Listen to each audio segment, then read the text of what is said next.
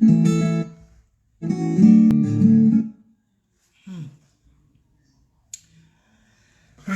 guys. Maswera seiko manheru mamuka seiko kumatsima nenyika nchiti aiwa tiri kusangana pachirongwa chezuva ranhasi. Aiwa ka guys, isu tanga tiri kuti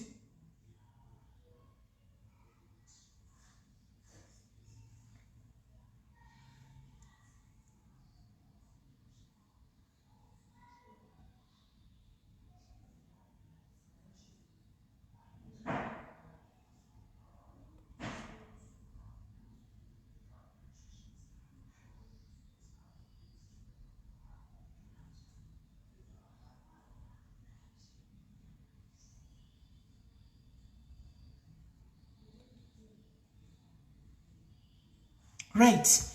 Okay guys. I'm just receiving a message. Nduku receive a message right now. I'm just receiving a message from Simba kuti ngati changa ina 7. So istatawira na 6:30. Saka ini ndiri munhu we time. Ini ndinoshanda ne time. Saka ndikona message yake iyi. Message ya Simba. Ari kuti ngatitange ina 7 message yake. Ikutopinda izvozvi yapinda ndiri pachiridzwa song apa. Kwai ngatange ina 7. Saka ndositsvaya kuziva kuti ina 7 tokata live tudzoka na 7 ka tongomumirira tiri pano tichimirira edu 7 dzacho. Nokuti ndatomusendera kuti ndadove pa live ini. Tawirira na 6:30 ndo yandavepo. Ende ndadobatawo futi Apostle Java, Prophet Java ndichitaurawo navo. Saka zvinhu zvacho kaimbomhoresa vanhu tsika dzangu dzakaendepi naye mukadzi mukuru dzakada kudliwa nembuka. Ndikaiti masikara seko manheru mamuka seko matuma nenyika nchiti aiwa guys makadiko tumelang ninjani sadibonani machera napudzi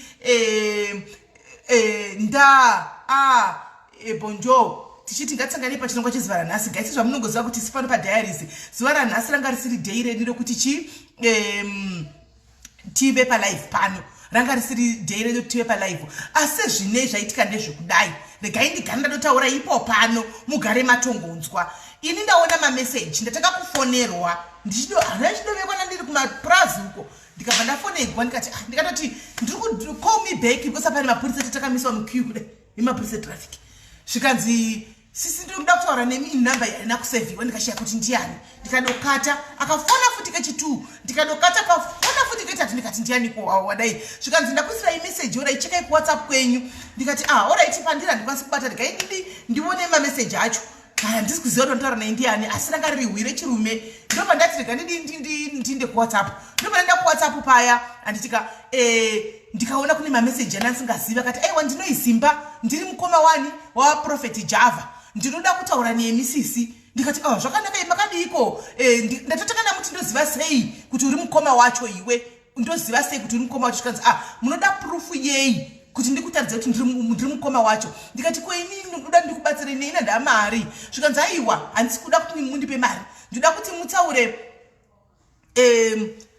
right ava vanhu ndovatinge tichingodai so ndovatinge tichingodai negai zvenyu anoshanda ionera live kuseri kwenhingirikiri tatopedza navo so ivava tatopedza naye uchindako right tikati ndikati mara handina zvikanzi aiwa ndikati ndoda kutaura nyaya yangu ndine zvakawanda zvandisina kutaura zvandinoda kutaura pala sindoda kuti ndiuye kuzotaura paplatform ndoda kuti mundiinterviewe ndatomubvunza ndikati naye hanzvadzi why me zvikanzi ndodai mimi ndikati komamboenda kumwe kwese kwani zvikanzi handina zvandataura ndoda kuzotaura penyu ipapa ndobva ndoda kuti ndizotaura ndikati ndikataura chekutanga chindipawo proof yekuti iwe uri mukoma wani waProphet Java handitika ndokubva wanonditorera passport yake ishi hasi makuwa guys hasi makuwa akana ina ndimboiti makuwa muza hasi dzisinema nditsvaka zvinhu zvitoripo chokwadi checho chichiripo handisi tomboreva zvinhu zviri kunyepa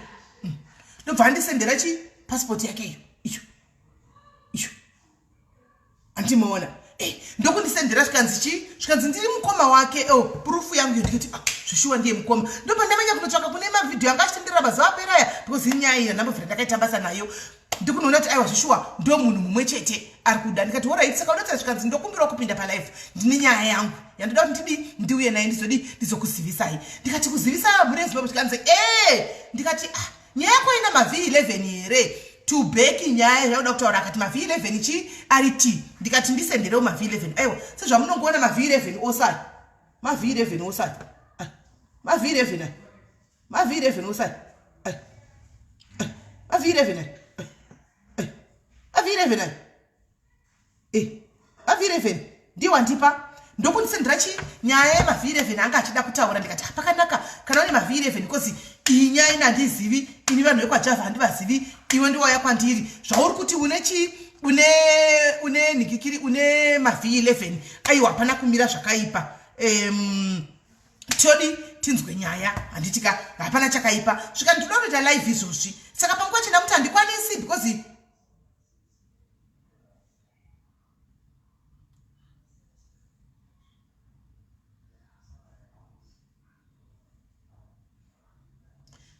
ndikati panguva ineyi handisi kukwanisa because chi ndiri kudhiraivha but kana ndasvika kumba tozoita akati aiwa hapana chakaipa guys matanga madiaries bhai pano kwai11 ndobvisa makoments enyu right isusu mwoyo wedu unorwadza guys tisingadi kuona zvinhu zvakadai so zvichiitika mukati memafamilies guys vanhu vachiita break up vanhu vachidi ini handisi kuziva nyaya handisi kuiziva guys nyaya handisi kuiziva ende ini ndichangomirawo pakungomirawo sahost andimaona guest achiuya achitaura nyaya yake sezvinei ndabva ndati aiwa iyi nyaya isati handidi kuita biased I don't kuti want kuti ndite biased regai ndibate chi prophet ndinzwe ndikati chinipawo namba yaprofeti kuita kuti naivo vanodhiservawo kuti kana vachida vauyewo nesaidi ravo of the story takamira pano vachizvitaurirawo iwe uchitaura ivo vachitaura kana vachida aiwa namba ndokubva ndadzipiwa ndapuwa namba kudaro ndabva ndasenderawo prophet message kuda munozoti ndoreva nhema mirai ndikutaridzei kuda munozoti ndoreva nhema pane chandiri kumbonyepa ndikutaura chokwadi ndabva ndasenderawo chi prophet message ndikati prophet tine live yatichange tinayo munguva dza 6:30 kunoko ishi muri kuona kafa ndikati tine prophet ningilive tenge tinayo saka kana muchidawo kujoina kuti mutaurewo side of the story renyu you are free handiti aiwa apostle vakandipindurawo zveshuwa vakati no problem please reach bosi lashani handitika kwanzi please reach bosi lashani ndobva vandipa nhamba dzabosi lashani vacho handitika vandipawo nhamba dzabosi lashani vaya ini ndobva naendavo kuna bosi lashani kuya handitika ndikanovasenderawo message bosi lashani vaya ndikati bosi lashani makadi henyu valashani iyi message handimuneona ishi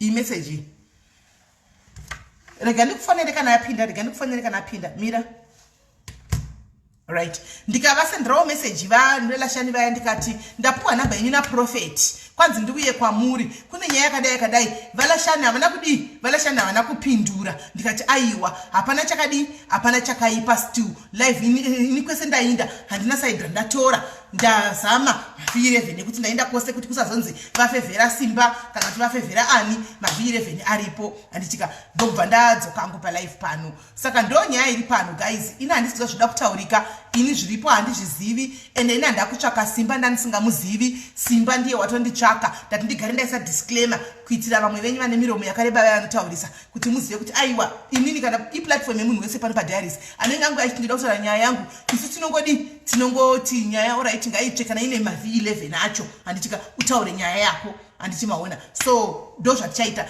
saka right now ini foni yangu haikwanisi kuti asi murongo kuti ndingakwanisa kuti ndimuedhe pano zvandichaita ndichangomufonera utaura nyaya yake pano zvakanaka tichitise takateerera tichinzwa kuti zviri kufamba sei ini chibvunzowo mubvunzowo handitika pane mibvunzo yakawanda zvimwe clip zviri kutenderera ndo patichawana kuti tibvunze waniti tichiwana chokwadi handitika tichibvunzo zvatinoda kubvunza zvo zvatatine mibvunzo yedu iri hanging achiva chitaurawo tichinzwawo kuti zviri kufamba sei nokuti isu nyaya hatiizivi handitika hatina chatotombozivawo handimaona right regai tifonere guest wedu wanhasi right regai tifonere guest wedu wanhasi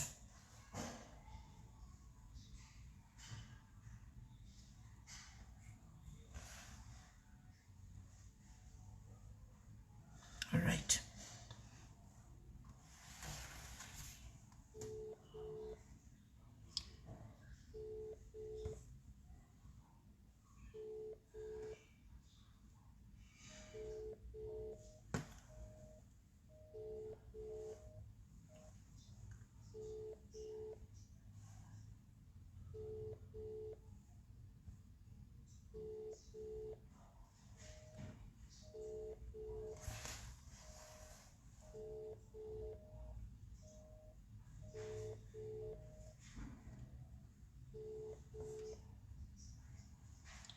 mira ichinzwe pane munhu wanenge anaye pafoni mira yelo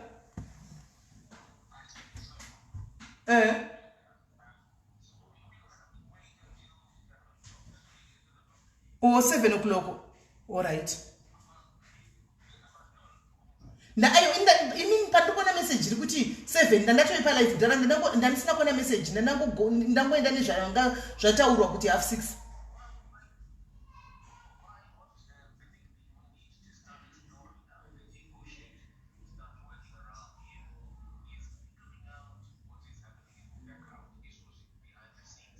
what is happening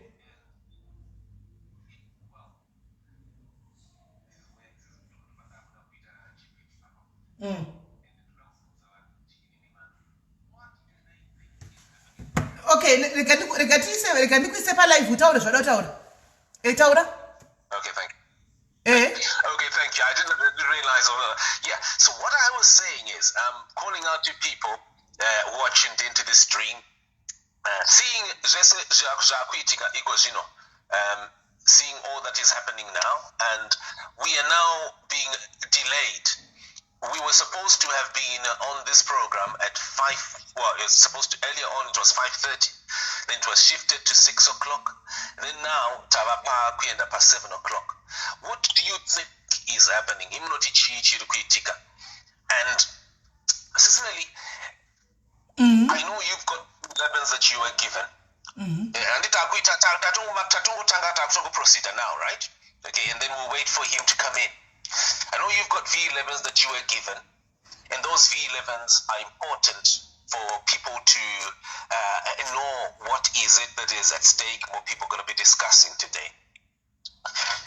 We also have other V11s that are in our hands right now, with which we are intending kuti Panganai Java azoita respond to. Now these V11s, Ismaili, they show us, and they are audited records from the U.S. State Department in the United States, and these records, they show that Panganai Java doesn't have a single vehicle to his name up to this day, first and foremost.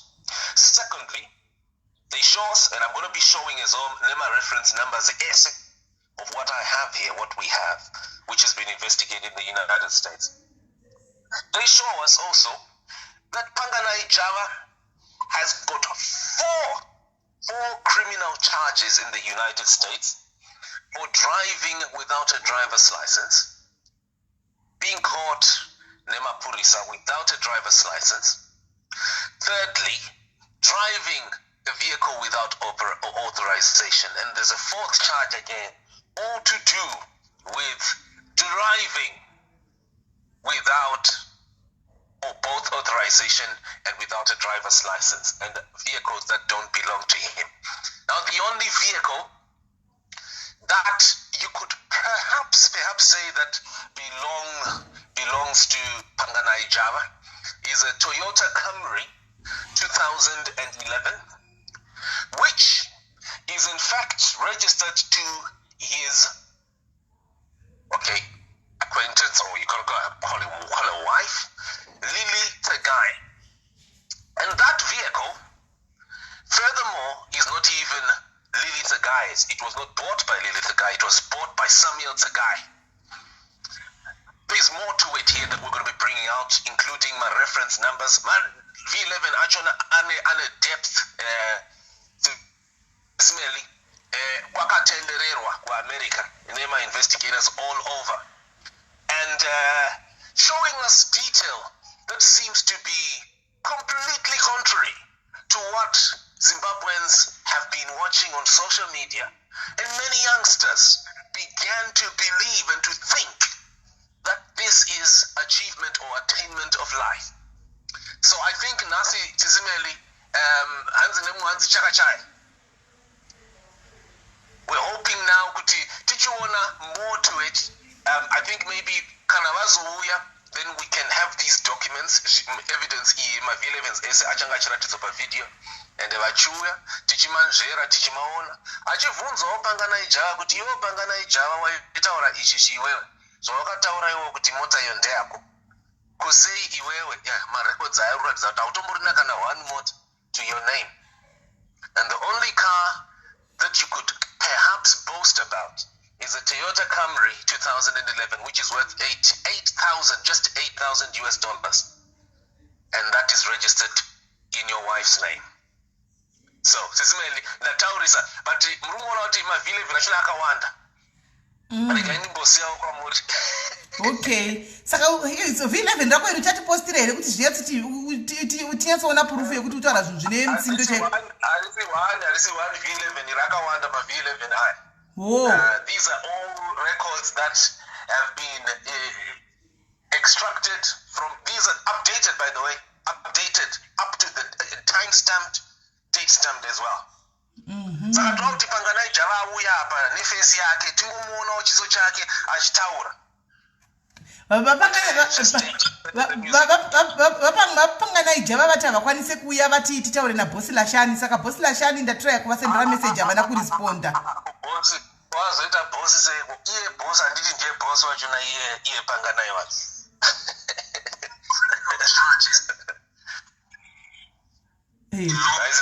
Saka Bosi Lashani asati vandiresponda ndavasenderawo message kuti ndandapiwa namba dzenyu ndandisina namba dzatopiwa naivo Prophet. Saka asati vandiresponda. So iwo azochinja nyaya kuti 7 ndiani sitangata iye Simba wanga ati na half 6. Ipapo sisimeli handisi kunzwisisa ipapo. Iye Simba ndiye akudza kuti 7. Ndiye atonyora akati 7 o'clock.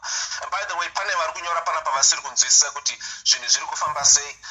Simba Java communicated this yesterday, akatanga communicate achitaura kuti ari kuda is complaining about nyaya ya brother wake, and today he came on, so we have been in discussions with him, and ndikuona pana vari kunyora panapa we have been together na Simba Java for some hours now. So just for you to understand here. Pane panomwanyira panzi Simba adzi asi Simba ukuzima ndini wacho. Anyway, here we are. Somebody's calling from Zim. I don't know who it is.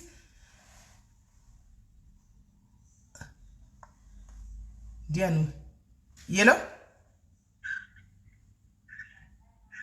Yellow. Call yellow. Call yellow. This is a Zim number. You phone I. And then my battery akaita phone munu yatogarisa story. Okay, Simba Java is here. Ari kusenda message pa phone yangu. Simba imbodona ndi daire nambe ku Zimbabwe. Tinzo kuti tiri kutaura nani. Begati imbodona. Umbodona uterere live. Pana nari kufona zviri strong pana pari ku Zimbabwe. All right. Yellow? Yellow? Yellow? Hello, I'm right in Dian.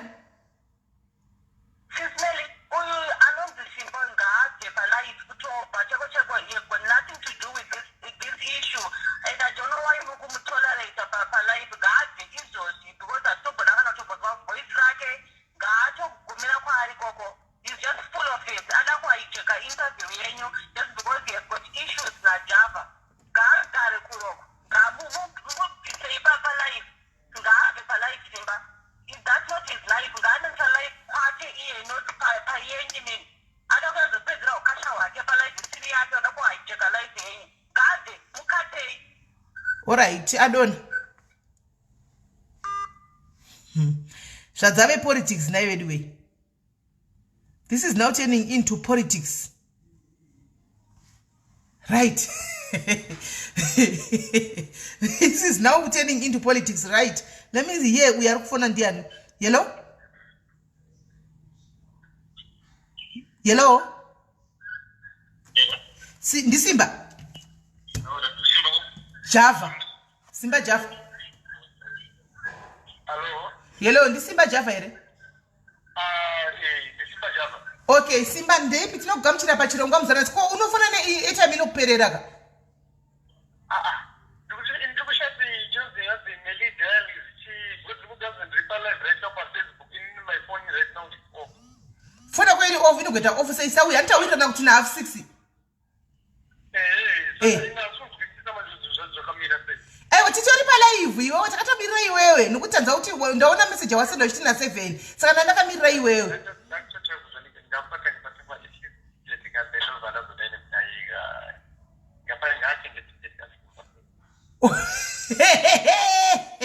Alright, iwe chimboya ku live titiwe nyaya yako, don't worry about that one.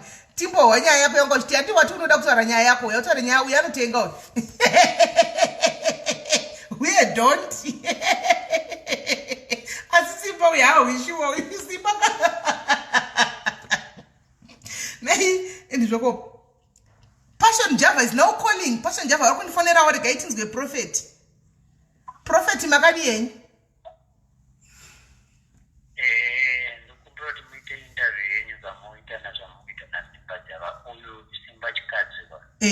Gambo tanga muta zake zakaita zvemashuro kumboita advantage kuti mukuita interview gambo interview yenyu mimi naSimba uyo moitana muri twiko kumainterview uyu Simba uyo ane hasha dzakewo dzekukunzwa amena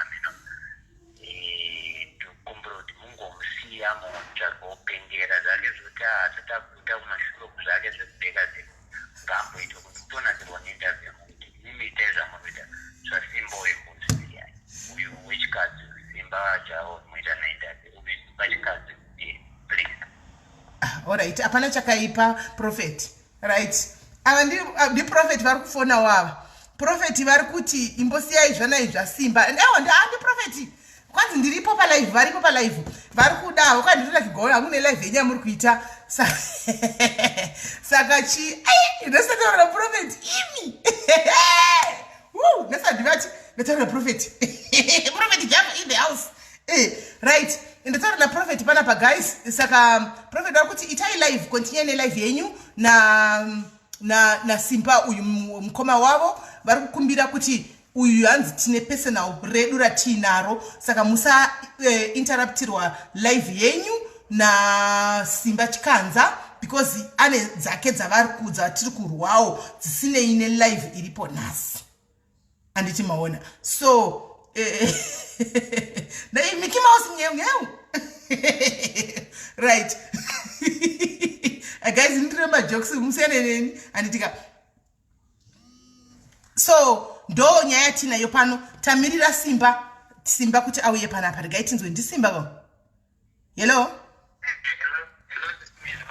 mushe kanja ndianu ndikuda Simba zweni kweni muri kusaidi kumunani muna Simba ere baba. Yeah, ndiri pasaidi na Simba. Oh, alright. Ndikuda na reconnected kuna Simba chete no kunoti vamwe vanhu. Kovafamba sezvi. Regai tivafonere ndofunga ningirikiri yavo network kana kuti mari yavo iri kuita ichidambuka. Mirai tivafonere mari iripo mu airtime. Simba uri kungofona vapa. Simba imbomira Chikanza kwa house kuda kuonekwa panapa. Chimbomira tione mbichana. Simba. Right, regai nimfonere direct.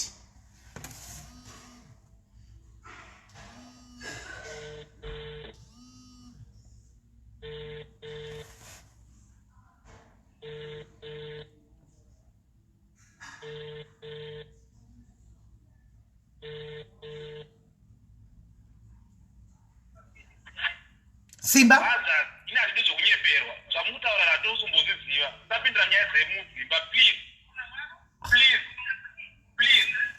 ko imi ndimani zvemakufona ndimani makutaura please ndimani makufona makutaura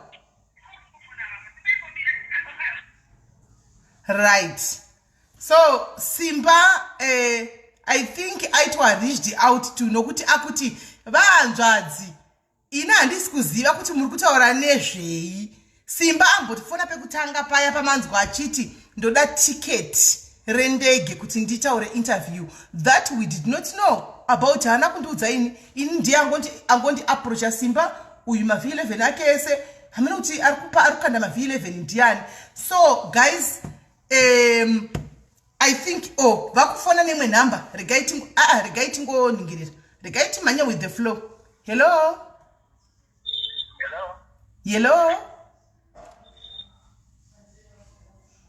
Taurai aish. Right. Vari kufana nenhamba dzakasiyana pano, pane zviri kuitika. Saka Simba wazvitaridza tichakutongoita conclusion yedu.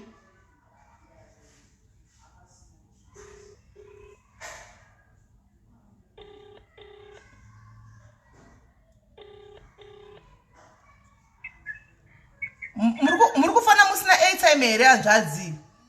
No, airtime iripo D6 ndivo chaivo. Alright, 6 ndandiri kuti vanhu varikuona vachiti ndingabe palive havafani kutaura imwe mune right yekuedza munhu wamada noti kuti ndinganotaura kuti ndingapi live yenyu maisi live yevamwe vanhu ava. Alright, saka imimi mati muna Simba pasaidi handiti? Kwa phone number ya Simba iri kumboshandiswa nani apa because muri kuita confusion zenza muri kuita muri 2 ipapa. Muri kuitei ipapa? Aiwa, kutaura kuti munhu asiri mirai munhu ana Simba phone. Muna na Simba ndiani? Imati mati muna Simba pasaidi? No, tasign number 3. Namba ya Simba ndiyo yanga chifonesa kama skati, ndiyo yanga chikomunicate neni maskati handiti? Aiwa, ndaticharisai pa number dzenyu kufonera imona asirizo dzinozi. Pane number ataro tina Simba pasaidi. Ora kwa imi ndimani? Aiwa, nyinto anoti ndakufona sekufona kuri kuita vamwe. Alright, no problem. Tukuda vana Simba. Alright.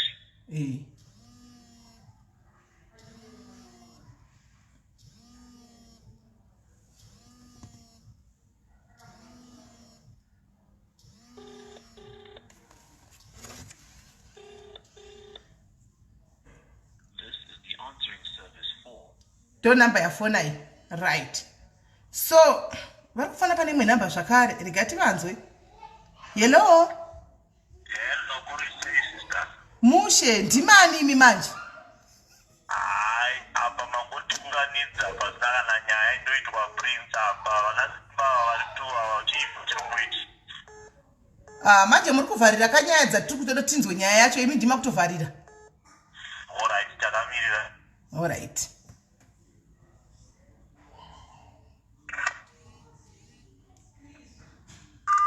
Right. So the interview was, let me do my calls naimwari. My calls naimwari. And apparently the voice that spoke Pekpesira is voice ra Simba. Voice ra phone pa phone ya Simba, that's not the voice ra Simba tanga chitaura naro. That should be a friend or somebody. Asi Simba. That should be a friend or somebody else. Asi Simba. Hello Simba. You wanzikwa ya ufuna kuonekwa pa live.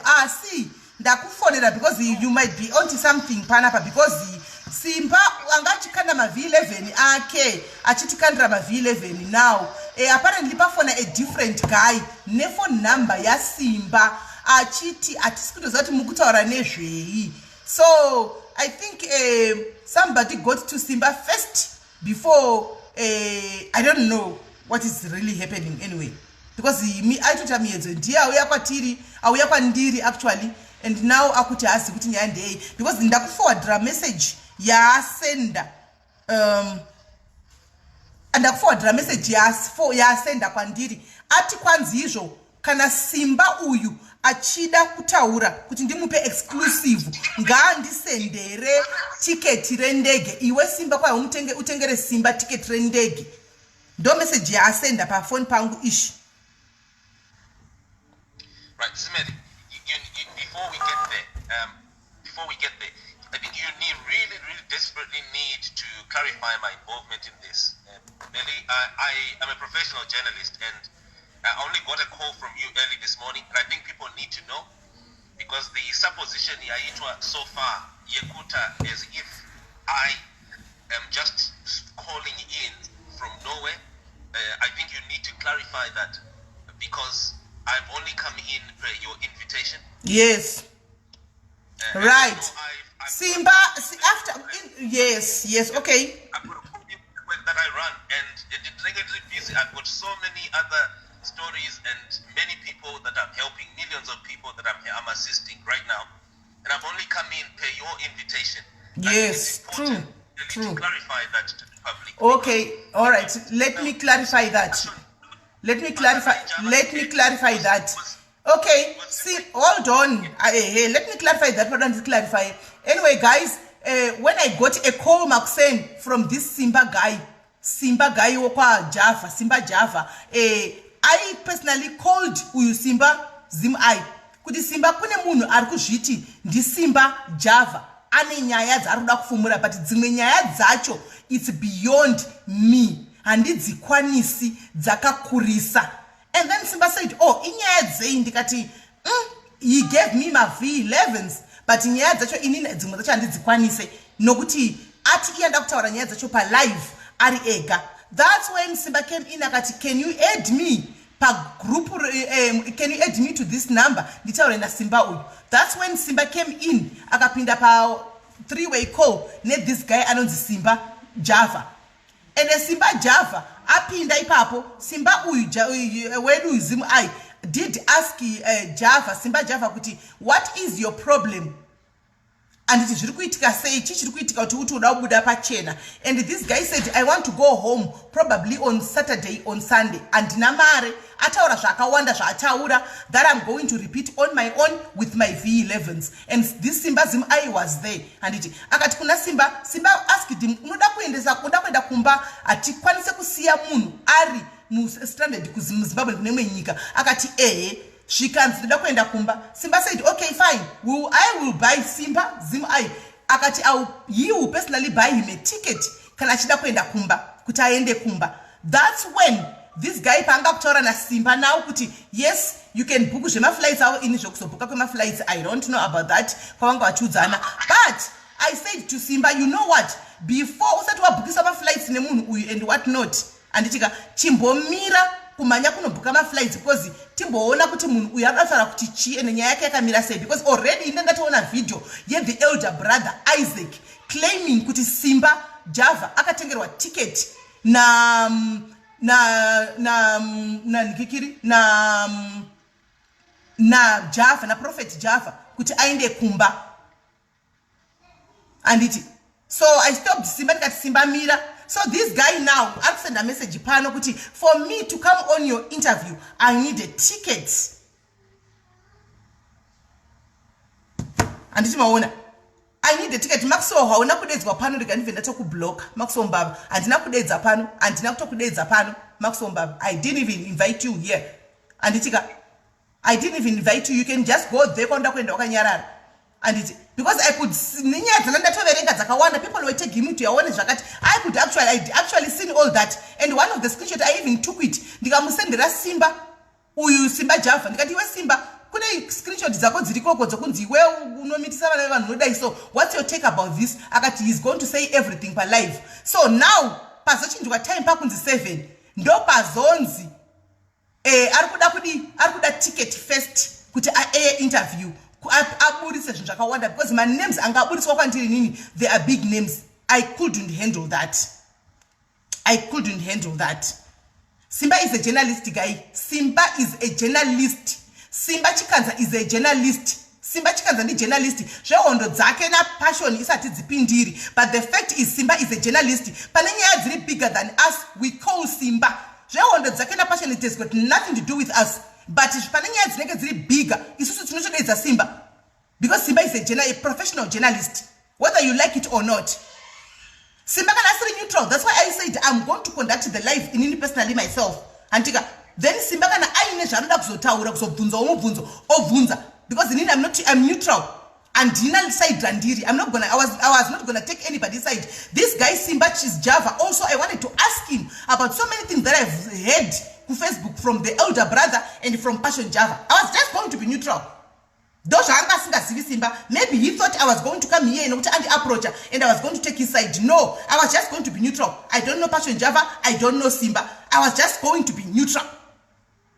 because ndine nyaya dzinoda kumubvunzawo about the so called ladies dziri kunzi akamitsisa kuZimbabwe 10,000 yari kunzi akapiwa handichika ndosaka ndakonductawo prophet kuti uyai kana muchida muuye so that vataridze mav11s ave kuti vakamutumira that 10,000 and vaite peace yavo voenda kumba. Izvi zvasimba zvemav11 ake kuamerica, that has got nothing to do with me.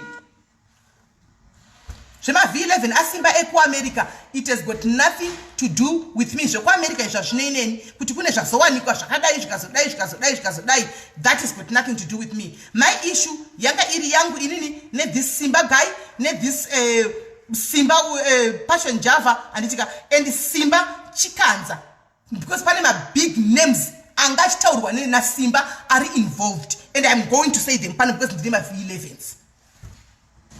V11s. So guys, I know kuti vakawanda vamwe hamudi Simba vamwe hamudi Meli, but Simba ndi journalist. Aiwa munhu anaenda kupage kwaanoda. Yes, Eunice, it may be true that one ipapo anditika, but that has got nothing to do with me. Zvema V11 asimba ekuamerica zvemota zvedzimba isatine nazvo. Ini personally handine nazvo and handizvizivi and handipinde ipapo and handina pandinokwana. Inini pangu ndepe murume uyu angandifonera anonzi Simba Java chete. Zvekuamerica izvozvo isatizvizivi, tutozvihoho pana tine nazvo hatizvizivi. Simba can still go palive papage pake akanotaura nyaya yema-V11 anawo. Obviously hapana pano makanda pano because azvinei nediaries, achangono makanda kupage kwake. Isu nyaya yangu yanga iri pana Simba Java na Passion Java chete. So it seems as if this Simba guy is a scam. Simba guy is a scam. Simba Rashe Java is a scam. Simba Rashe Java wanted to collect money is going around collecting money on this one now, and the Tony side remunu kuti zvehondo dzake Passion Java na Simba Chikanza, that has got nothing to do with me. And na side randotora ndivazivi vese vari too, but inini I'm going to say on this one I'm with Passion Java. I stand with Prophet Passion Java, whether he's a prophet or not, because Simba we approve out itsotsi. Simba and his friends vane chikwata zvavane vane chikwata chavanacho che people chema friends arikumuudza kuti iwewe you can get out of it. Because guys, listen to this. Before Simba called me, I got a message. This is the message. Let me read it to you. Munzwisise. Right. Let me read it to you. That munzwisise this message.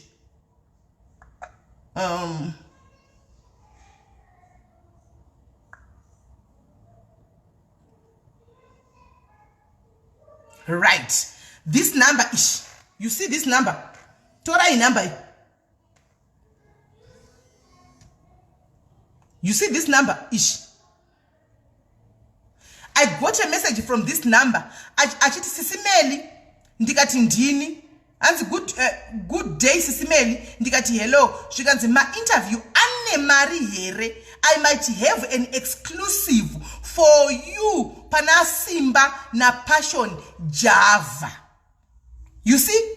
I might have an exclusive for you, Pana Simba and Passion Java. So now what is happening right now is Simba Java and a group of people. And a group of people yar kushanda navo to extort money from people. I think they are going to all my platforms. Exclusive. Because when he came to me, Pani phone Papu big names that I can't even mention Pano, but it's all it's in black and white. I will post it.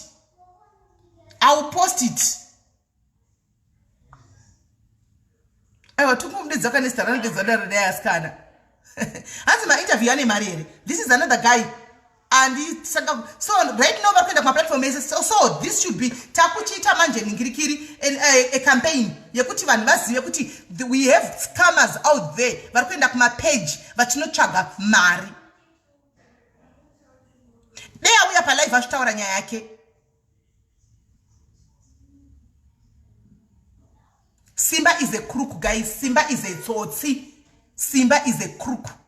Simba, you have exposed yourself, Simba. If you are here listening and you are watching, you have exposed yourself. because you can't go around looking for people. Hanzi aenda kwa Andy Jenny. Oh, Hanzi ave kwa Andy Jenny right now. This is exactly what I'm talking. Exactly. You see?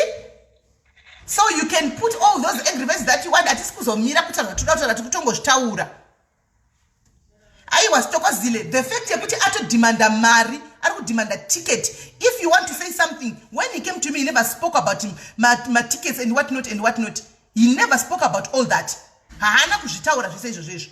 Zvema tickets. He never spoke about my tickets or anything. Haana kuzvitaura. Haana kuzvitaura zvema tickets. So, Simba, iri kuda kuti hanzi Simba Java hanzi ari kwa Andy Jenny. So I think hanzi kunyepa a friend hijacked his account. Now which is which? No, initi nema ningirikiri. I have my chats as Simba. This is family information. Hapana tanga iwanepi. Hapana information ira papa ishamada exposer. There's nothing like that. Simba, what do you think? Iwo anzi kune live yakanzi Simba Andy Jenny speaks to Simba Rache. Ari kwa Edith Chibam, ari kwa Andy Jenny, ari kwa Sisimeli, ari pa 3 places.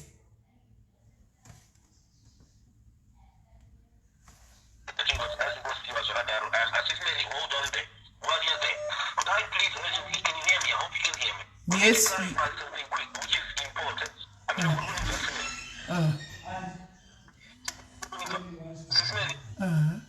Yes, yes. Can hear me? Yes, we can. Okay, am I on live? Yes, you are. To say something, to say something that is really, really important to Smelly. Yes. The other statement Chamataura Amy, and I think this is what some people are saying. Anzi pani ondo ya Simba Jikanza na Passion Java. There is no war whatsoever from my end. Inini ndilimutori wendao, and I have that is really important. What Panganai Java has done and what he did, even Panyaye Machea, was to shift the attention from Iye Nyayake Nemu Zimayu Kuya, and then appear as if the Hondo between the journalist and him. And today, all I simply did, Nema V11 and that Aura Aya, which I'm ready to offload, was to simply stress what Simba Java has already indicated here himself, his brother, his older brother, since yesterday. Kuti brother wangu uyu, I don't animari but ask Ndibatsira. So that is why those V11s are coming to the fore of discussions.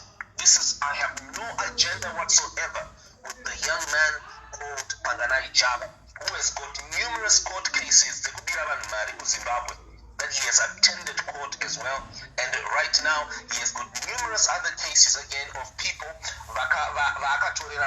including Mayo Machera. I've got nothing to do with that. All I've just simply been doing today was to ask people, look, can you see this is the background? And Panganai Java Awuya, we would like to ask you, and this was per your invitation to Smelly, to your program which you gave me, which is.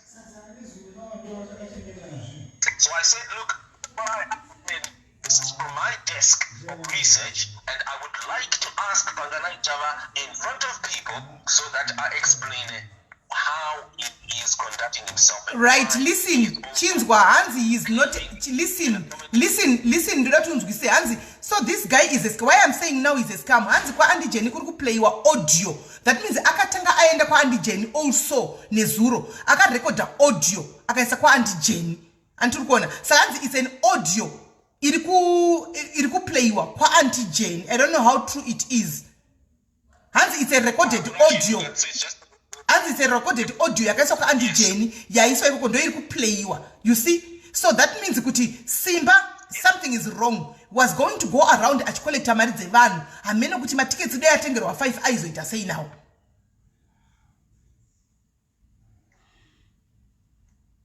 Right. Yeah. Yeah. I think my brothers are they have their issues. Yes, they have. Yes, but they have their issue between them. But chimwe chinhu chandada kutaura aisi interview audio yakarekodwa. Sisimeli yakutsona iri kuti imimi mavane role, you've got a pivotal role now to play in society now community medu kuti manje muchibatsira because pane vanhu vakapirwa mari sisimeli torera mari Panganai Java boy. Don't you think this is an opportunity for you now kuti muchiunza Panganai Java to explain now kuti look, right, you need to get real and vanhu vakatorera mari kana ari my explanations to that na brother wako, are you able to settle with him or just something like that to also shut him up when he tries to bring my aspersions to attacking journalists who got nothing to do. Vakomana vacho kuramba chingonifonera ina ndichatori mafoni avo vakomana ava.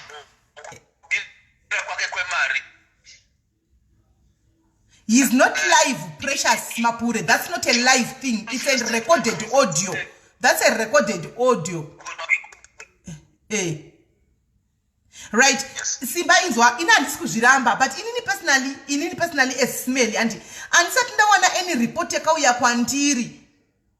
Anditika achiti ndabigwa mari na Java na Passion Java. Saka ini ndinoitira live ndino ataka Java chi ndisati ndapunda muna hakuna muna uya kwandira chiti ndakabigwa mari na Java Simba. Saka ndoita live yei pana Java. Ini ndakangona ndeya macheya ndakaona munhu uya anakuya kwandiri akauya kwauriwe and iwe ukaihendla. Saka ini Java ndinomitrawo live yekuti chi na Simba.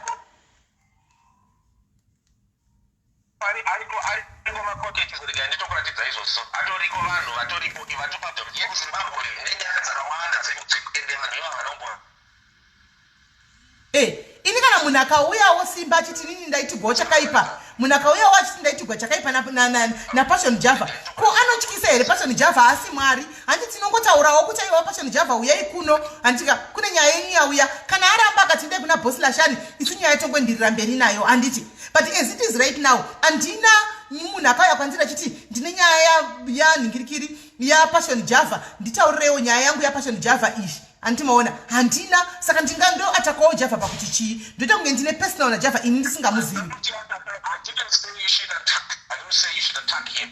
I don't attack people either myself. I don't seek to attack anyone. Okay, even that live yekuti nditire munhu naisimba, even that live yekuti nditire Passion Java. Ndinomitra live yei ndisina munhu auya kwandira chiti ane ningirikiri ane abirwa na Java.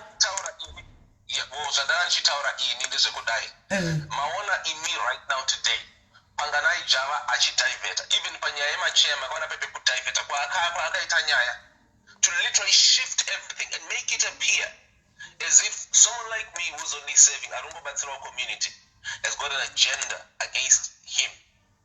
And also here today Maona, the way he started shifting things, when yet you could see there the focus of tonight was Simbarashi Java and the Sisimeli, who was the one who invited me today.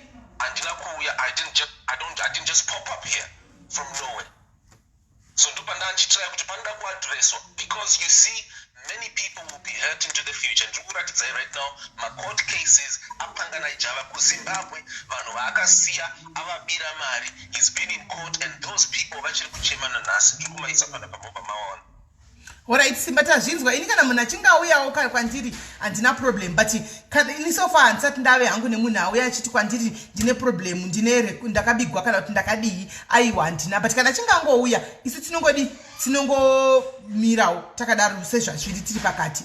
Hatina need yekuti anzwa uya anosarudzwa. Ini Java handitomuzivi in person, handisati tombotaura naye handitomuzivi. Tongototaura naye nhasi pafona pano mose makateerera. Ini zvezvimwe besides that I don't know anything. I've never spoken to him. Ndongomuonawo paFacebook. Chete. Saka kana nyaya ichinge yauya utoko nezvazvo. Hamena kuti ndakupindura here ipapo. No, it's the way things appeared tonight is I had some agenda against Panganai. I wasn't even searching, I wasn't even looking. Simba, explain. I think we have explained there, Simba. We have explained there. tatopedza ipapa we have explained how you got here and everything. I think it's okay. The problem yako Simba is you always want to read my comments and follow what the comment section is saying and things like that. Shinondo shitakuita problem yako because the comment section will always say what they want.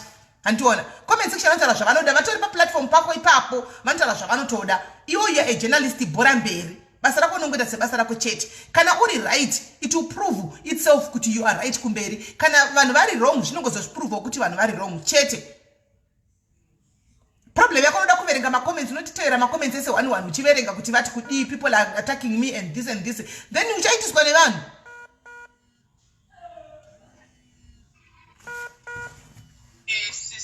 Hello caller S. I'm sorry. Urikuita basa rinonakidza zvikuru regaindi. Caller rinonakidza zvikuru. Regai nditi antitei sevanhu vati kurei. You don't expect Sismeli to fight your battles now, Prophet Jaffa. Yes. But they come as a neutral person, as a third or fourth ear in the way when and give your opinions from a very neutral point of view. Imwe mauya makatakura bag renyu mutori nevandeta naPassion Java, and this is not the platform for you to that vendetta, and it's unfair kuti mukumbire Sismeli imwe muchiti Sismeli ngavataure vachiti. You can't put words in someone's mouth ane platform yake after kuteererawo munhu achitaura nyaya yake, of which today nyaya iripo ndeyaSimba Java koma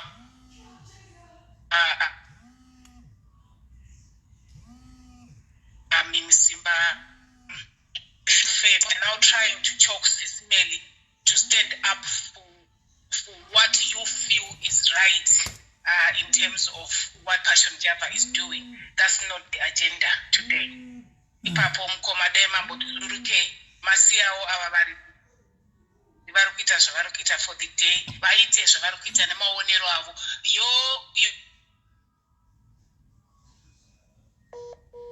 Your agenda would at different platforms, that one can be looked into. But at the most one stone, inyaya yaSimba Java is not DNU na Passion Java. So don't try and choke Sismeli to speak for you to resolve it. It's quite shocking.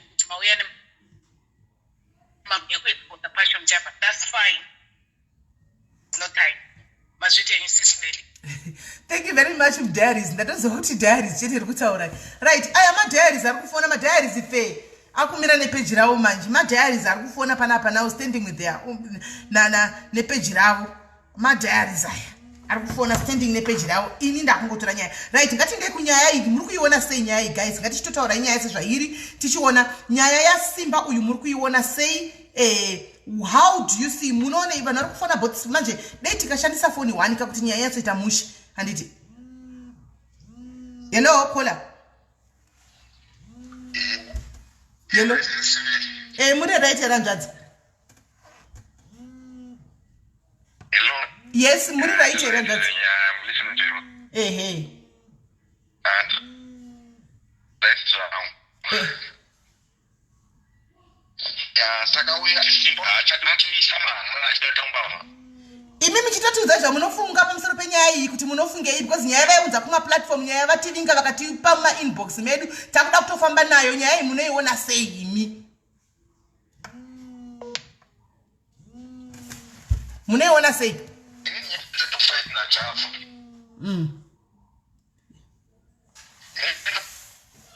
Wale wana fight ngoma mwingine wake.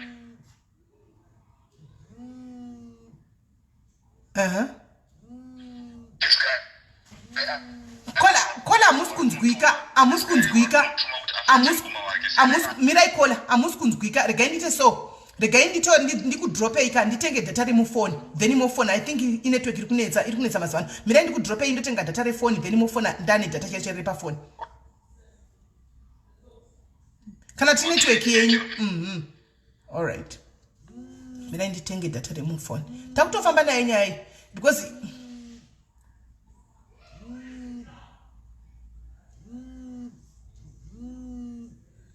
apa ari kundisendera mameseji Simba wacho ari kundisendera mameseji Simba waya kundisendera mameseji mirai guys Simba ari pano Simba is sending me messages ari pano mirai nimbokata mirai kona iwe Simba unogozoti unoda kubhukirwa tiketi sei iwe handiti wati nyaya hausi kuiziva saka tiketi unogoridii unoda kubhukirwa nani iwe tiketi iwe nyaya hausi kuiziva nai Simba tamusendera voice note iro riri kuinda ipo yani kuwari kufona vambomiri kola hello hello kola yes taswira masera sei muri pa live muri pa show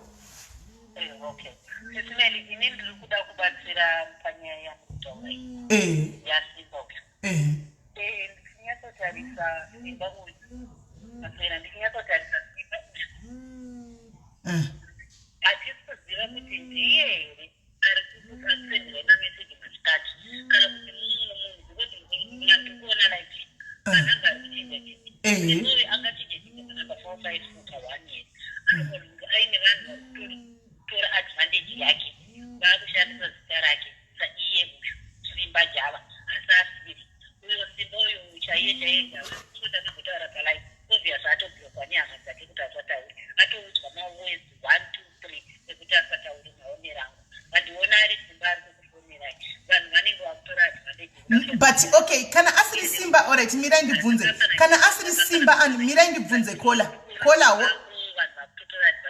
alright kola regai ndikubvunze kana asiri Simba hold on kola ndikutaura nemi kana asiri Simba anditi kana asiri Simba ari kutaura pa live ari kutaura pa phone calls ari kufona zveshua haasi Simba afona achiti imi nyaya iyi maiwana kupi haasi Simba harisi voice raSimba Simba I spoke to him ndine passport details dzake ndinadzo passport details ake ndinawo ndiye Simba Java chaichai ndinawo unless muri kunditi akabirwa futi passport I don't know and I even spoke to Passion Java kai ndataura navo kava Java vakanditi enda ichi munotaura na boss lachani nezvenyaya iyi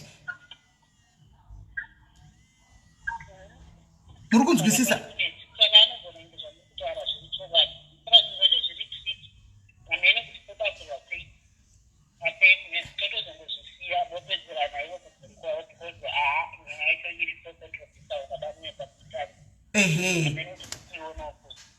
right because it seems as if akaenda kwandijeni nezuro vakamurekodha handiti maona ndozvazvinoreva kuti akaenda kwandijeni nezuro vakamurekodha because vari kunzi vari kuplaya maaudios ake handiti maona vari kuplaya maaudios ake akaenda kwa andijeni nezuro achitsvaga ndofunga rubatsiro zvakare vakamurekodhawo ndo vari kuplaya right now handiti maona so nyaya iyi kai kola hello hello tiri kunzwai hello yes kola hello tiri kunzwai tiri kunzwai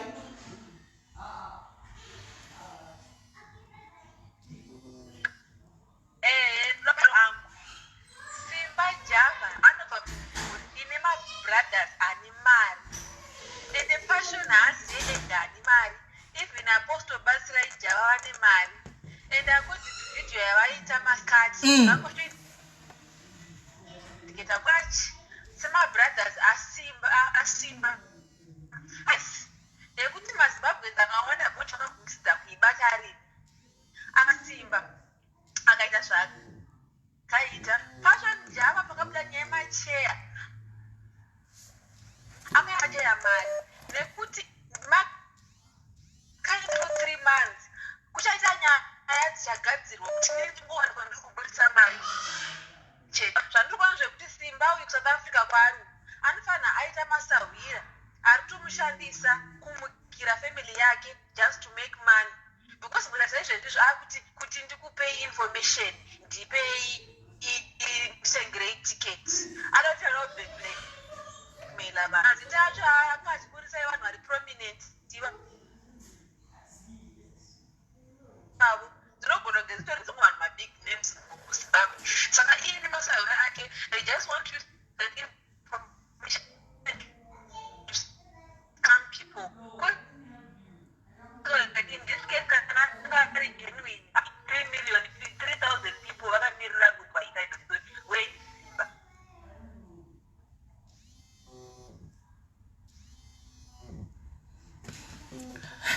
Andisike vanhu vari kuramba chifona manje vari kuavharaidha call atisi kunzwa kola vati chii ndopanditsvara simba ane masawira ake vaarongana nawo kuita this deal just to make money out of social media. kola amusikunzwika kola amusikunzwika ndozvikuitika.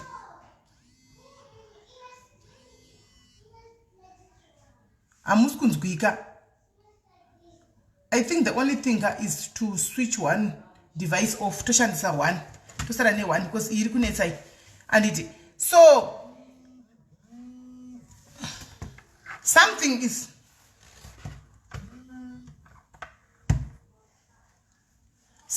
just not right. Something is not right anyway.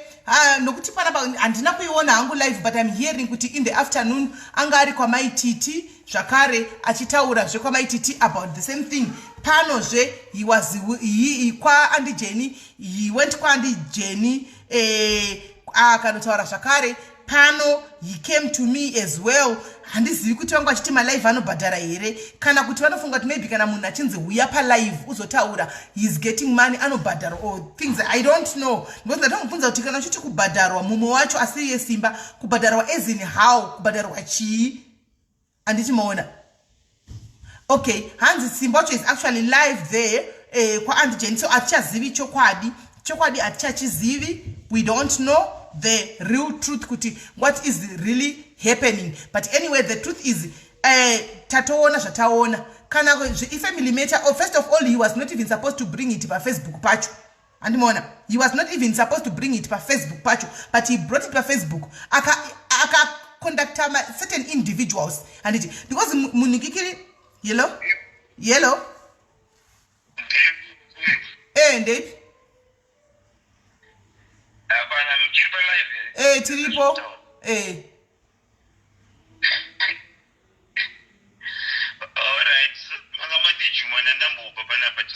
ndona uchitry wafonazve. Oh, Hans, I think okay. All right. Enderera mberi. Hans Java is live and Jenny is live. Munhu wese is live ninyaya iyi. So nyaya yacho haina musoro, haina mavhi.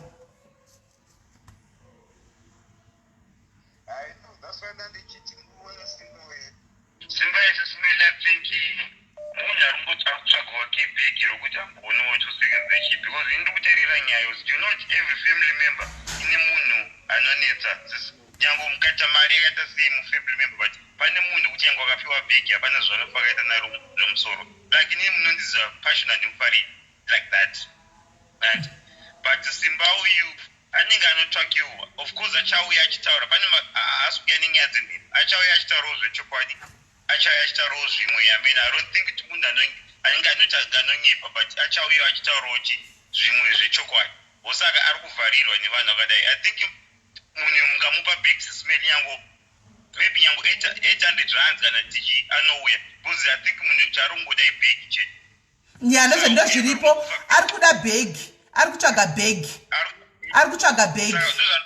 kana kuti either imimi nasimba mungabata something mungamutumidzira surprise mungamutumidzira even 1000 rands kana something ari kuya achimhanya because iye chaari kungoda ibhegi chete hapana zvakawanda zvaari kuda mungangomupa bhegi munhu mubva mamisa pakona saka chaari kungoda ibhegi chete saka dei manga saka patext pamukutumira naye message demamubvunza e-wallet yake kana chimotaura nasimba uyu yeuzimai momutumidzira something handikunyepera in 10 minutes smell moyuza saka madlangarirai munhu arongoda bhegi ndokuti mubate nyaya sezvairi but already begi nyaya yebhegi azotanga kuitaura manje ka ini kwandira nomboitaura paandisendera all these v11 zandi andisendera mavh11 iwe andinawo mandla panga pasina nyaya dzebhegi dzanga dzichibuda nyaya dzebhegi dzabuda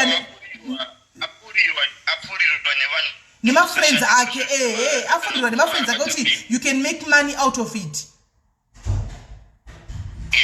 apfurirwa ndaona kuti ivi antigeni kutaura kwanga wachita naye zviroonekwa kuti navo wakuda bhegi zvanyasooneka clear interview ndangateerera kaikoko kuti aiwa munhu apiwawo bhegi naantigeni usaka ndiri kutaura kuti imi mukanadati munhu auya kuzouya kadoka something ini bhegi handiburisa hangu because handina bhegi randoburisa painterview bhegi rei ndoburisa bhegi rei naiwe mandla kana ndiwo bhegi rei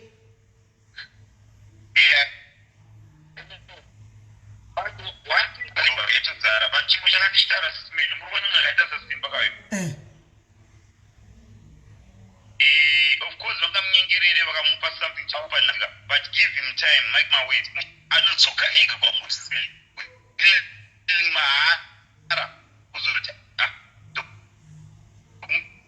kuzotaura zvakaitika payainge yangu akapirwa because anenge agara asina mari munhu wacho kandati ane problem pakurova madrinks emachapu saka agara chadzoka ini ndachitozomubvunza ndanditozongomubvunzawo hangu dzose idzo ndanditozongomubvunzawo hangu palive deyanga auya zvese izvizvo kuti koma allegations ekuti chakati maallegations ekuti chakati koma allegations ekuti chakati tatichazongomubvunza anditi maona tachazongomubvunzawo pano but nyaya yebhegi aiwa bhegi inini hanotombondibvunza bhegi racho zvangotaura nyaya yebhegi ndikati aiwa isusu hatina zvemabhegi anopiwa vanhu kana wangoya kulive nongoya wega kulive kwakwende tangwani pama-v11 unozati nezuro checheika aitotukana pane marecordings aipostana naprofet java ava vachitopindurana mumameseji amai va vanoinvolva mai vacho here anzimai vanokuri vanzimai ani maichari here or something hamoti vandidza mai va vachiti kudi ndotori nawo simba ari kuhasla simba is hustling ndochokwadi simba is hustling ndopafeya endofuchi bhegi hayo bhegi hakuna parobuda ako padiaries hapana bhegi tine bhegi rekuchengeta nherera isundo ratinaro kana riripo bhegi rekuchengeta varototamburawo bhegi rekupa masikama hatina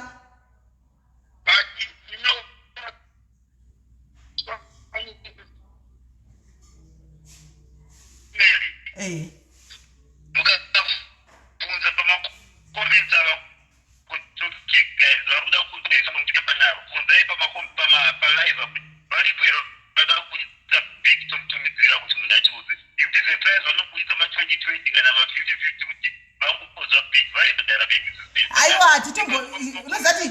unoziva kuti chii mandlaka mina ndikudze mandla the moment it starts you know conversation dzebhegi mukati padiaries we are not going to entertain hatitenge nyaya handina mudiaries wandinotombobvumira kuti aburise noti even 5 cents chaiyo achitari kutenga nyaya we hatitenge nyaya isu hatitenge nyaya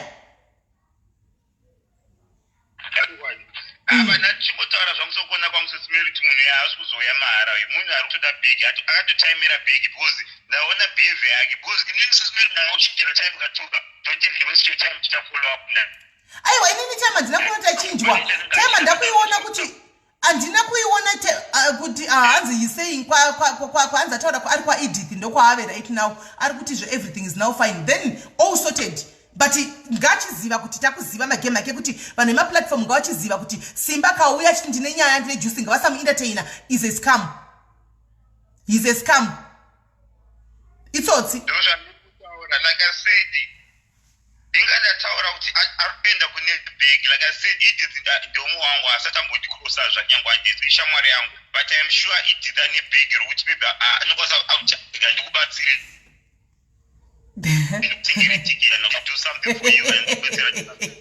zvamandlawo futi maybe apo abhegi kokunzi chiyautaura akataurawo I don't know ameno Ishuwa zvako Zimbabwe music, you are right. Hanzi neZimbabwe mufesu yananyaya, but inini kwandiri ndichatoposta zvinhu zvaangachitaura, ndoda kuzviposta. Zvine mazita ana vaposta uchivengwa mukati nana va-AU Betty Angel mukati. Zvine zvinhu zvaanga achitaura zvekuenda kugana kwavo uko kwavanoenda kugana zvinosusa mapowers. Ndoda kuzvitaura, ndoda kundoita live yakamirirana nazvo ndichiverenga zvinhu zvanga ndichireka kutaura zvinhu zvangachi. Unozati love man inonzani madla andigone zvekuburitsa maV11 inini nekuexpose vanhu, but ndichamuburitsira mufesi uyu because anofunga takangwara.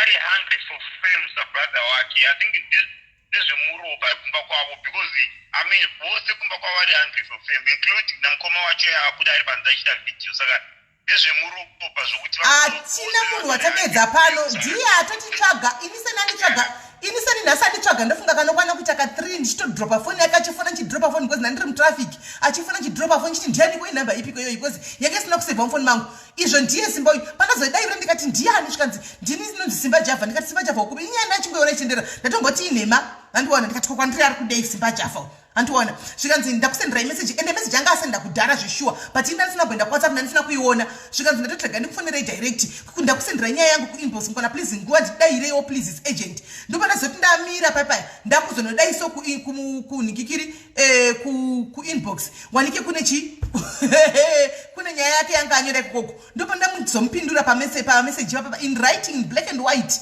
ndopa ndazomupindura ipapo ndopataka kuzondudza nyaya dzake idzodzi ndosaka ndazoinvolva Simba Zimwe because nyaya ine mabig names mukati handiti kuona ini nandivazivi Betty Angel ini nandivazivini ini chero vanonzi vakandiona nandivazivi ndokuziva kuvaonawo patv nepamazosocial media apa handiti chero vachivengwa vavaapostol tokuziva kungovaonawo chi pamamedia ipapapa handi asi iye une nyaya dzekugana uko dzaanga achitaura dzaanga achitinoda kuti ndikati iwe nyaya idzi svika ndida kunoudza vanhu ndoga ndikati huya ndopa ndati kuna Simba Zimwe huyewo nyaya dziri pano kune nyaya dzikuidzira inani nyaya idzi dzakakura handidzigoni ndopa uyawo pano kutaura andiona achitanzamupe time yekufema ibva matomurova ipapo kuti achitopinda live iko zvino asati atingoya uchiti nenyaya yasisimira ndimiri 10 minutes unozati ndandichitovewa ndandiri samuwe panandiriwo zvokutoti handina kuzomboda kuita interest nenyaya yacho anditinoona ndangoti ndizokuona ndasvika pandazosvika kunoku manje ndopa ndazowana ndasvika kumba ndopa ndazozoona pane chi pane ma-missed calls ake ndopa ndazotena makozi akati live na 6:30 noti ndandamuti mangwana because neyetarasokwati ndanditsingangoifili so handiwaona ndandisingaifili zvikanzi ndikamuteura ngatite mangwana zvikanzi ndopazongochinja zvikanzi aiwa ngatei nhasi na 6:30 handimaona saka ini ndoda kungoburisa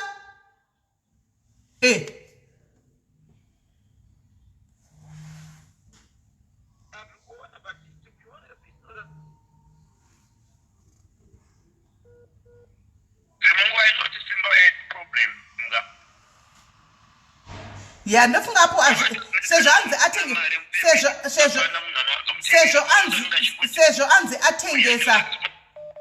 sezvo anzi atengesa ningirikiri I think apiwa bag atengegwa ticket I think azongona kuti zviri nani anyarare but inini handisi munhu angokubudisa maV11 evanhu guys but ndakutaridzai ndinawo iye andozviziva chera pana live ino anozviziva kuti andipostira chii ndinazvo anozviziva zvapanga achitaura pafoniwo handitika ndazviziva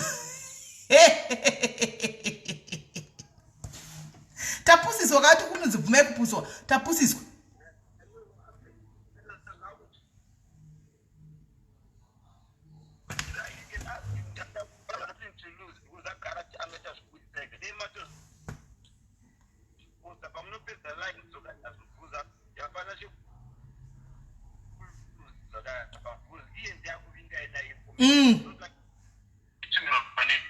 ayo but ini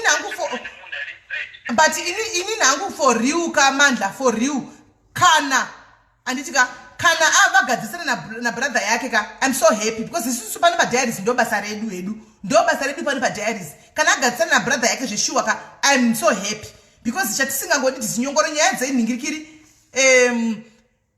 yekuti vanhu vaite maningi hatina kuitiswa chinhu isu kana atoende aburisa bhegi yakanogadzana bhutu yake ikokoko atogona because isu diaries we are not here kuti tiparadze vanhu hatisipo pakuparadza mafamily tiripo pakuti kana munhu auya pano nenyaya yake ngaigadzirwe inake ndosaka ndatakonsulta apostle java ava kuti uyai pano anditika mutaure chi mugadzisane nemunin'ina wenyu nemukoma wenyu vakatitaure nalashani wacho wavazotipa nhamba iyeye handiti maona saka kana vagadzisana isu truly speaking we are so happy because padiaries ka zvinototedza kuti tiri kutozikana kuti diaries iriko dai angasika dai adi kuinda kwamadhla madhla iwewe shamwari takatokutorera chimuti mazuva ano hausitombozikamwa sei asina kuya kwako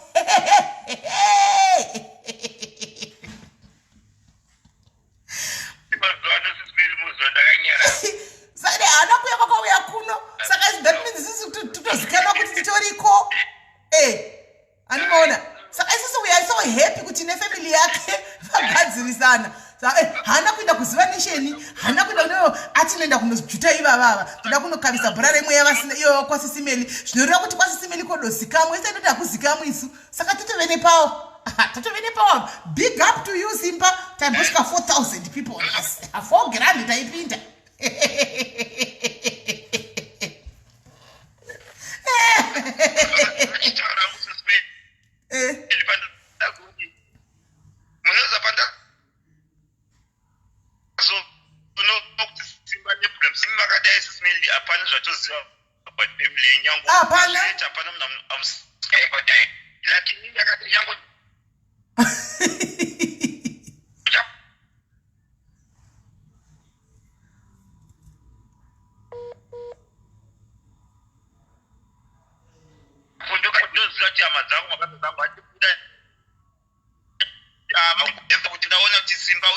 especially brother yako like that in public I read that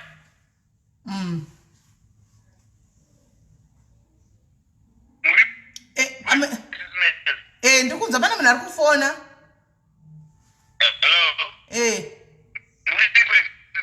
ndikukunzwa munhu mubini inembachaika natini hama yangu yeruka daruka handife ndakaya ndikaibvundura nyangu ndafarisa penyangu ndabatikana ndaboikana sika handi kunyepa chinodhila choga tiri kuseri kuti tikapedzerana tiri choga semhuri kuseri yekuya uchibvundura mukoma wako pafacebook handi kunyepera ipapo handibvumira nhangu naye Simba game raita pati ndingaite sei kana zvirizvo zvaada kuita hapana who am I to say kuti but it's very wrong of him though kuya uchibvundura mukoma wako especially pakazara vanhu aiwa hai because chinhu ichi sisimelika mangwana ndini because tikazvitora leta ichauyewo hama yedu ichingotitaurawo zvakadai kuyewo hama yangu ichibudo yakadai saka zvinhu izvi saka vachitikama kwanzi kama is a bitch saka zvinokwanisa kuitika to anybody muri kunizwa sesimela saka ina ndinonyanyobvumira nhangu nemuvhurafa panhara to be honest I don't like Jav like that to be honest even magame ecash nechichi ndakazvitaura inini palive kuti awa Java izvi zvimwe zvikwereti zvemaamerica zvimwe marentals vamaamerica kana maamerica as long uchirova bhegi risingazikani rinobva kupika FBI inokupa time kana 4 years kana 3 years kana 5 years but one day chinobvunduka chete zvokubva kupi like I said osaka muchiona ini ndakazvichirira zvamusina dzongo because everything zvichauya palight one days alright especially kana munhu achifamba nefesi inofamba nejavu okay sisme alright bandla iripo right so guys zvekuti uyo ati haazivi inini kana kuti anoziva inini izvo zvazvina kana basa guys what I'm going to do zvandichaita inini ndichaposta zvimwe zvezvinhu zvaanga achitaura nenhamba yake zvese everything I'm going to do not imimi madhari sinogara ndichikudzai kana maona kwa munenge maverenga zvamaverenga munzwa ikoko imimi what do you expect him to say kana abhadharwa ikoko moda kutatana ndiziva imi mamunzwa pafoni apuwa mari yanga achitsvaga kwamela kubudi bhegi isati budisi bhegi zvekumhanya alright handizivi no problem so kana asingandizivi no problem timozota the judges imimi pandirukanda mav11 ndichabvisa hangu ane mazita evanhu handitika hazvina basa sezvoizvo please musatransporte makuwa musatabaza kutransporta makuwa muchiti kwai zvakati harisiriro guwa here ndiro guwa iroro musatransporte makuwa kuti ati zvakati ina handingapengi Simba Chikanza haangapengi kuti azosvika pano. Anditika makuwa makuita makuwa madiaries akutonze makuwa kuti kwai zvakati inini handipengi ndakutaridzai pana ndichitaura naye Simba Zimu aya hapengi ataura naye tangata tinechi ndichakupostirai pano then mozoita majaji. Anditika right ndikoposta sei kana ndiri palive kana ndiri palive handikwanise kuti ndizviite. Douglas usaite makuwa Douglas zvamaonzwa iko chinzwa ikoko ini ndichaposta zvangu pano handipenge kuya pana pakuzobaya live button kuti uyai ndoisa post yaswera iripo post maiona imimi yaswera iripo post maiona. He never came and contested that post. I even contacted Passion Java mamunzo achifona pano akunotukwa handisiwa ndakutaura neni. Passion Java mafuka tanga achingofona Passion Java anga achingofona hamuna kunza Java achifona pano manga musipo here Java achifona pano anongofonera munhu asingazivi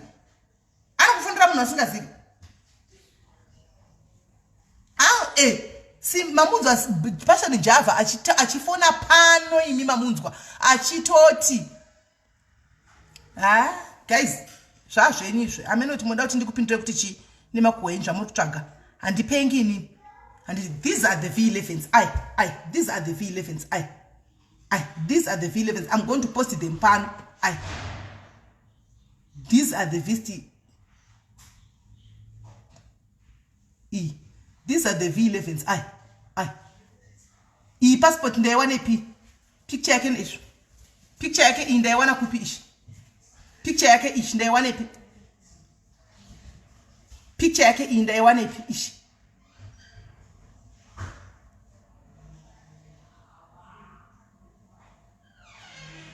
Saka guys indai ndokuzivai vanhu munoda nyaya munobva pano moenda kwa Edith moti melano papa amanya adai shandisai brain zenyu. Do you think ndingauya pana pandigosendera Java ndinda kusendera message ndikaudza Java kuti Java kune live uko Simba ari kuda kuuya uko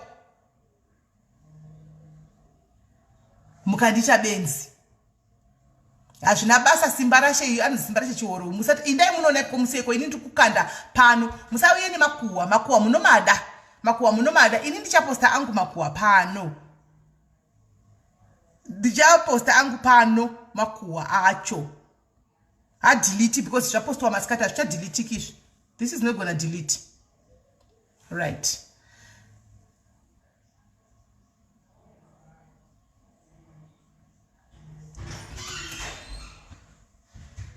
Simba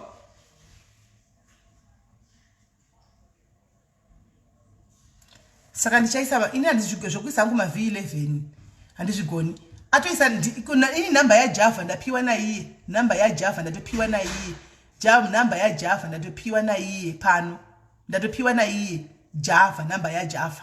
Saka kana kati ndiri benzika chindai munomudza kuti Simeli vari kuposta chiregai ndibve ndakuzoposta pano manyaya dzake idzi muone kuti tiri kunyepa here totangira ipapo.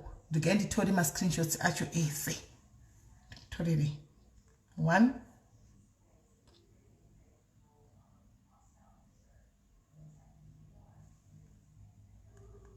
2 ndodati muverenge ndichati ndongobvisa hangu ane mamwe mazita because it seems zifu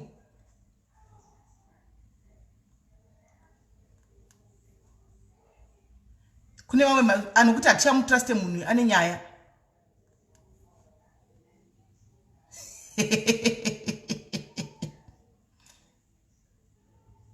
Right. Amene vanonzi baba chale womufamily mavo kuti baba chale womufamily mavo ndiani?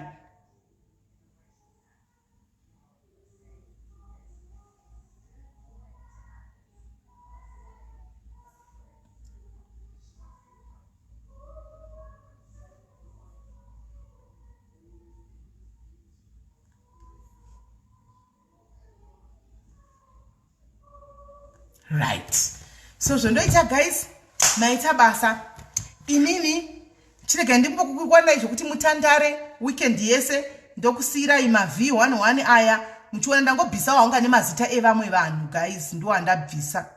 Ane mazita evamwe vanhu ndo andabvisa chete because it seems as if this guy is a psycho. Hana kumira mushe is a psycho. Saka indabvisa ane mazita evamwe vanhu chete because atidi kupinza vamwe vanhu vasimo munyaya idzi. Ndabvisa anditika. Saka imimi chiripo ndakukanda mav11 ndongosiyawo zvakadaro anditika. So guys, and ndobva ndakukandira iya nhingikiri yaJava. But yaJava ndifanira kuikanda here because Java hana chaaita. Java hana zvaaita apa. Ndifanira kumukanda here.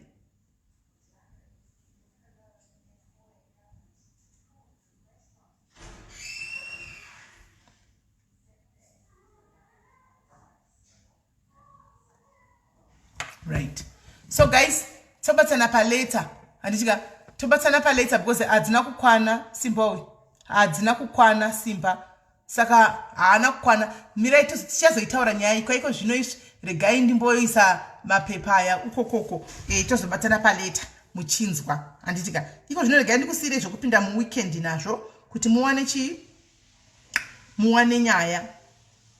Anditi right guys, tobatsana pa later. Bye bye guys, bye bye. Tobatsana. Asiri yekupi ndiyo passport yake.